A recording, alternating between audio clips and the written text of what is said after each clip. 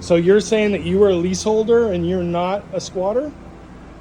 Well, I'm going to expose you and your social media and everything. So enjoy the ride.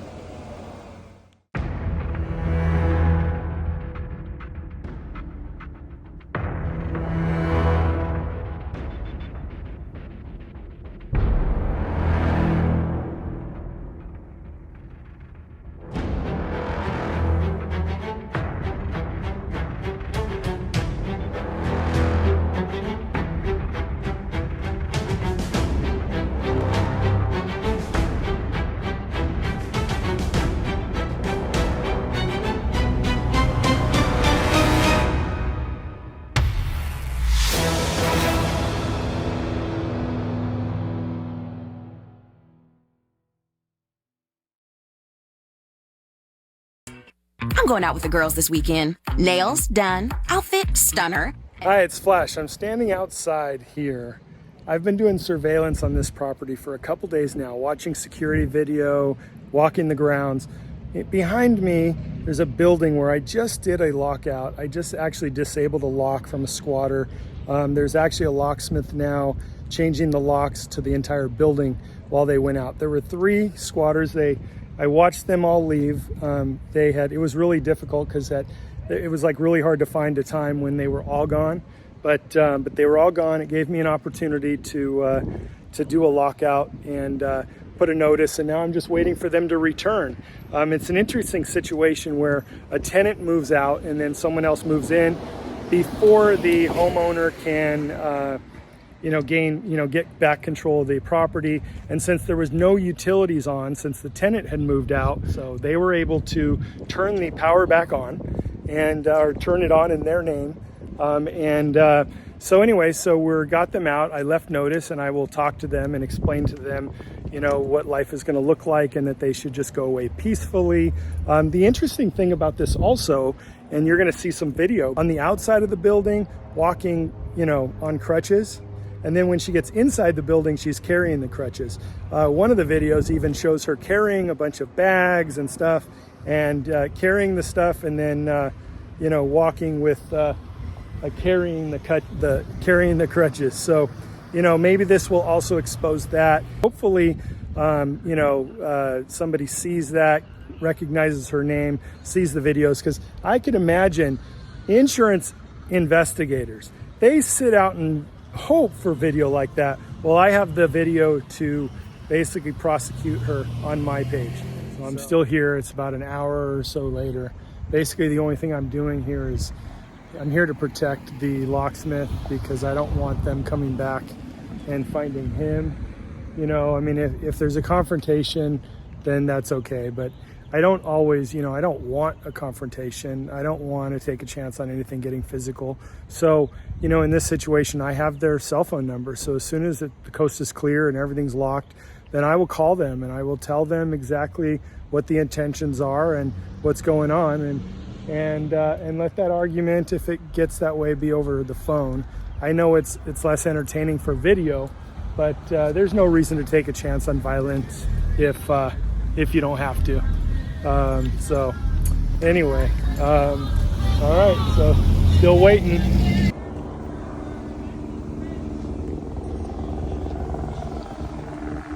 How you doing? No, but I wanted to talk to you. So we're not going to let the locksmith get you back in the unit. Okay, I'll call the police. Yeah, okay. Do you want to have a civil conversation and tell me your side?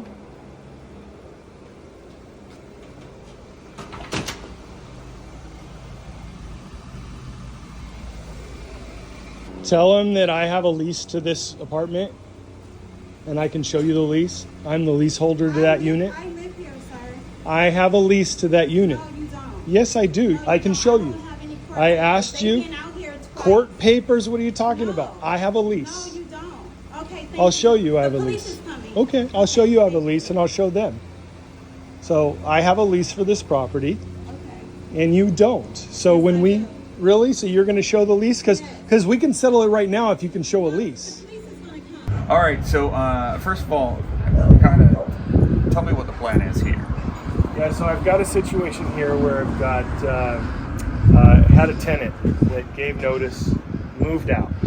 In the process of transferring the unit back to the homeowner or to the owner, a squatter moved into the unit, moved into this apartment before the homeowners could actually take possession after a tenant moved out. So a tenant moves out, it's not empty for long, and someone else moves in before the owner gets and takes possession. Yeah, so I've heard this story a few times where, you know, like whether it's an apartment or a home, what do? A renter moves out, they call their painters, they call their construction crew, their handyman, whatever, and they're like, oh yeah, you know, go there and do it. Homeowner doesn't always go and check the unit. They send their crew to do work or something.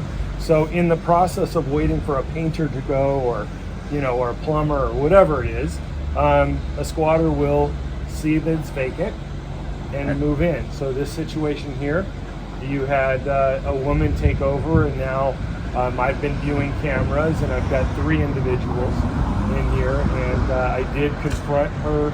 What'd she say? And she basically wanted to do like everyone. I have a lease. I live here, and I informed her that I had a lease too. And I said, you know, basically, you show me yours, I'll show you mine, and then we're done here. It's like, you prove that you're a tenant, you prove that you have a lease, you prove that you're paying rent, and we're done here.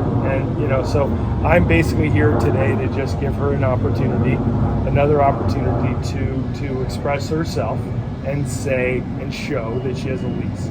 She knows I'm here. You know, in some situations, I just do a squatter intervention. So she's claiming to have a lease. So I want to confront her on it. We're going to go up there. We're going to knock on the door, have a pleasant conversation, hopefully, if she is willing to talk. And I'm going to just say, I'm going to introduce myself, and I'm going to just say, hey, you know, like I told you before, you know, I want to give you an opportunity to prove that you're a legal tenant. Right. So this person ever paid rent? No. Okay. All right. So you've given notice. What is the whole concept here? You're flipping the script, essentially, right? Yeah, I'll flip the script. So based on the conversations and based on everything, I'll make a decision whether I'm going to literally move in with them or switch places when they're not here. You know, and since you have a lease, you have a right to be in there. Yeah. So if they're not there, you can go in, and then if they come back, how can they kick you out? Well, I mean, they can't kick me out because I have a lease. So then it becomes a civil matter between them and I. It becomes a tenant versus tenant dispute if they can prove that they're a tenant. So they then have to take you to court and prove that their lease is valid and yours is not. Yeah, so I set up everything to where I've got mail coming to the address. So when law enforcement is called, you know, I have as much or more proof that I'm the resident, I'm the leaseholder, I have a legitimate lease. So if they show a fake lease, then, you know, let's go to court, let's go in front of a judge, let's compare leases and you know, hopefully get you on fraud or something like that. Right. Yeah. So, you know, and who are these people? I get the feeling that this is not like, especially in a place like this isn't like, you know, a homeless drug fiend moving in. It's not like a... You know, there's a misconception that needs to be cleared up very quickly, in the fact that people just automatically, and I myself also, assumed that squatters were people that couldn't afford to pay rent, people that were homeless, or people that, you know, were destitute, or they were just needy. And I have grown to learn over the hundreds of cases and hundreds of families that I've talked to, you know, that these people are, you know, they're regular people. They just are entitled. Most of us think, oh my gosh, I don't want to take from someone else. I don't want to hurt someone else. But these people feel like the law allows them to do it, so why not me? And they're driving nice cars. This woman has she has a newer Jeep than I have. You know, they get up, they go to work, they have jobs. They just know that there's a system out there that allows them to live rent-free while they're working and making money. And, you know, I've got a lot of these squatters have businesses. They run out of their own houses. You know, they rent rooms out of a house that they're squatting in. I mean, it is a whole mentality that has nothing to do with being homeless. I've interviewed homeless people.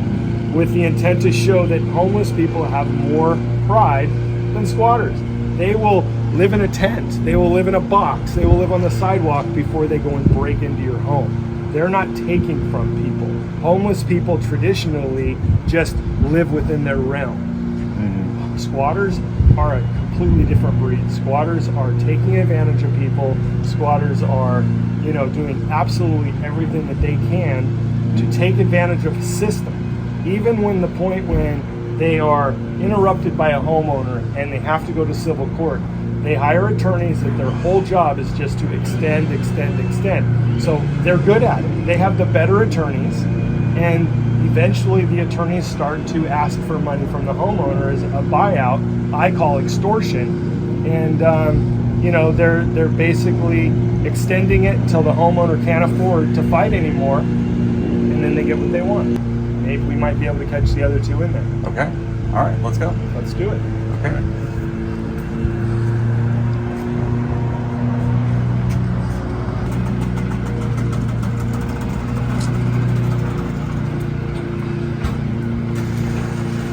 There we go. They're going to have a hard time leasing in the future. So less squatters that way because they don't start out as a renter. Got it. Okay. Anywhere you want us to stand? Just shut it over immediately. So there's yours. All right. Come over here. Because I want to get her on this. Okay. And then once they open, give it a minute. You just see it. They can just shut it out right away. Let's see if you get it.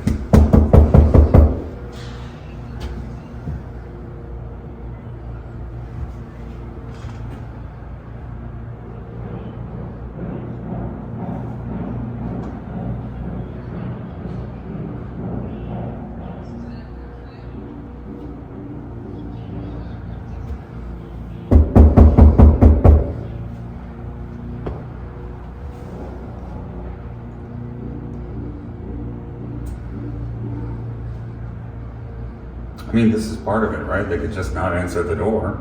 Yeah, a lot of this is like literally surveillance. I mean, I spend hours in a truck outside or watching cameras, and even when I'm at home or at a hotel, depending on the location I'm at, I'm watching cameras. I mean, they got cameras set up here, down at the hall there, with a camera over here, cameras outside, so, cameras in the garage.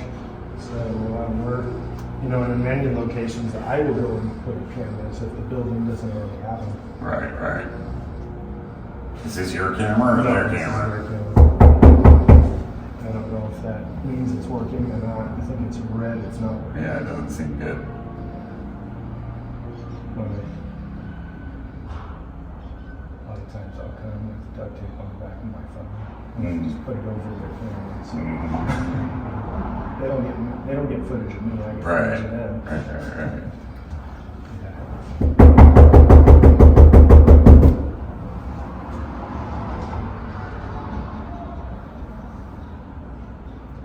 What this will show is that this will just add pressure too, because I'll just be like, let's just send them a portion of the video saying I can see this at your door. Gotcha. Yeah, so you're in contact. Yeah. They don't respond to me, but I do have a phone number. I can text them. So, yeah, sometimes this is what happens. I'm here knocking. Sometimes they don't answer. They might be in there looking through the people, but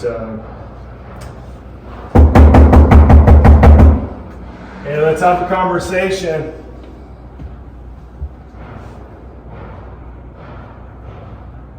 And so, if they don't open the door, how do you get to a point where you can have a conversation if they look through the people and see you and decide not to open the door? Well, they come and go, so I'll catch them outside. Generally I'll catch them outside. I'll have a conversation. The last time I confronted them, they were outside. Mm-hmm. So I would just either me or put a man on surveillance, and as soon as I know that they're gone, you know, I'm usually staying within 5 minutes of a location. So even if we're staying in a hotel, we try to find a location to where I can immediately respond. Gotcha. So I would just, you know, wait for them when they return, catch them before they come back in, and just try to have a conversation. And you know, in some cases, I'll do this. In some cases, I want to talk to them and get them on camera and just, you know, explain to them what's going to happen and what, you know, how life is going to change for them. You know, and give them an opportunity to, you know, to defend themselves if there's a defense. And especially if I feel like, and this person here she's got a business, she's got social media, she's got tons of followers. She has a reason to not be exposed for this. Okay, she's got a teenage boy that if I post on TikTok, all of his friends are gonna see it. Yeah, I mean, I've got, you know, to tell them, and you know, that it's like, okay, I'm like 46 million views on TikTok. Well, okay, so somebody's gonna see this. Right. So it's, you know, TikTok's a little less controlled than YouTube, and YouTube's less controlled than the news. You know, TV show, you have to blur a face. Right. But once even with my show, a blurred face, it will say in there, if you want to see their face, go to my YouTube. Gotcha. Okay. So, you know. So in this case, what do we do now? So in this case, you know, I basically just, you know, I make the decision if I'm going to just go camp out and wait for them, or if that's it for now. Okay. You know, Okay. But there's nothing more to do. They're clearly not going to answer today. So here I am with CBS News trying to confront a squatter live, but it's just not happening this morning. Exactly. Yeah.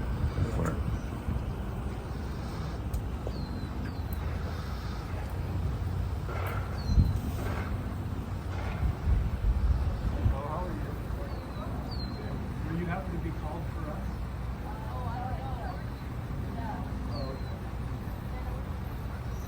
Oh, you are? Okay. Yeah, no, I'm here. My name is Flash. I'm the squatter. So I was here to interview them.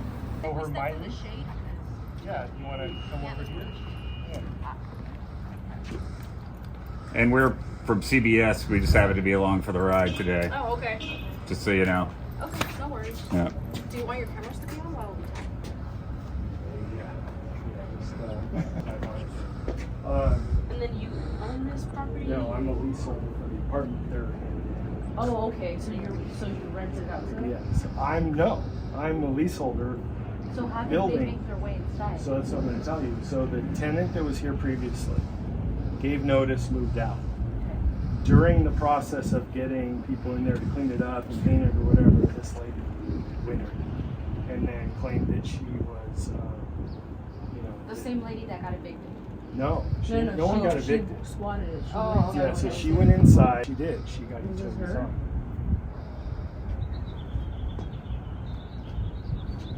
I think that's one of them. Hello? Are you the one who called? Yeah. Okay. You can step inside and talk. We'll just talk.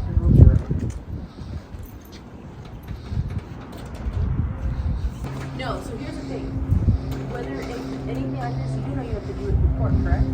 I'm not the owner. Okay, well, So- the actual owner needs to do everything. I understand, but I'm not acting on their behalf. So basically what I need you to tell them, normally I go down to the department, I talk to your supervisor, so if I wasn't here just for an interview, I would have been down to your department.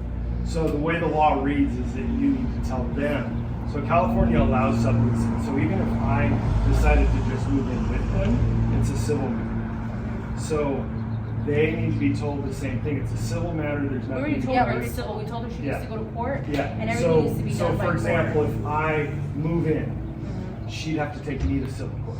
Yeah. You know, so normally I go down, I talk to the officer, I talk to the supervisor, so that when you guys get called, you know, you guys know what I'm doing. So, Did you do it today? no, I haven't done it today. Oh. No, I didn't, because all I was doing today, because she claimed she had a lease. So I'm like, fine, I'll show you my lease. I got my lease on my phone.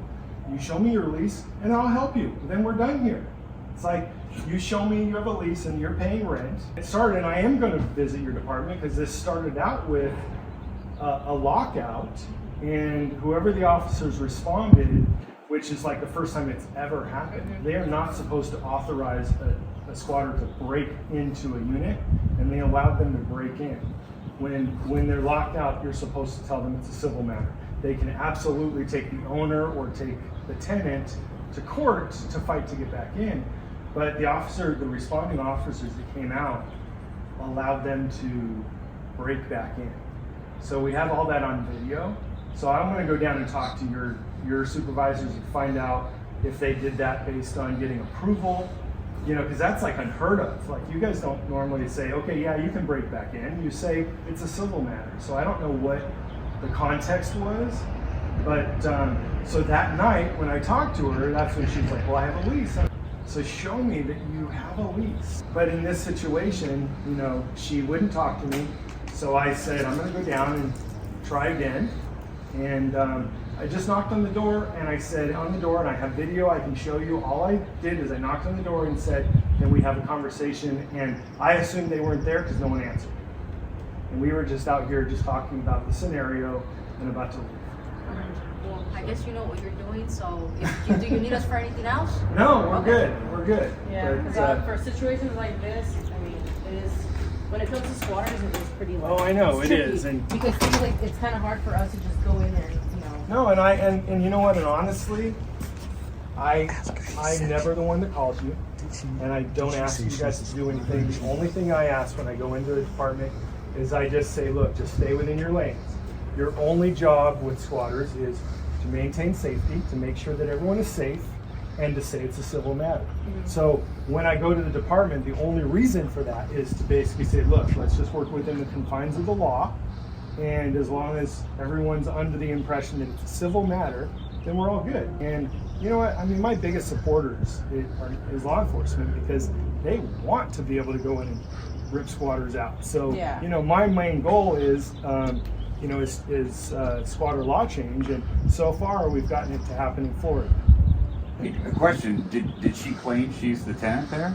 Her mother is. Okay, Yeah. did she mention anything about squatting or anything? Or? They're not going to actually admit it. They don't admit that they're squatting. They will just say, hey, I live here with my entire family, and they've been here since January. Right. And they don't have to prove it Yeah, because it's a civil matter. They've only been here Right. for 3 weeks. Because unfortunately for us, anything like that, when tenant landlords, regardless of that, it's so hard. Yeah. Yeah. Yeah, And how I started doing this- squatting is very difficult for us because the laws, thing is that once and they I- establish residency and they start getting mail to that location, it's a civil matter at that point, Right. because we can't be like, hey, they're showing us proof that they're actually Absolutely. technically living However, their rights actually don't start until civil process, because I get mail here. Okay. So it's like, okay, I have a key to the mailbox. I get Yeah. mail here. So I have a lease. I have all that stuff. So what I do is I basically just flip balance, turn the civil process around on them. I got 7 people out of my mom's house in less than a day. there. And did you go to court? I didn't go to court. What I did is I broke the law down, figured out the loopholes of it, figured out that if I became the squatter, I assume those rights, as long as I do it before they go to court. No, absolutely. Thank you guys. I appreciate of you. course. Have a good day. Thanks.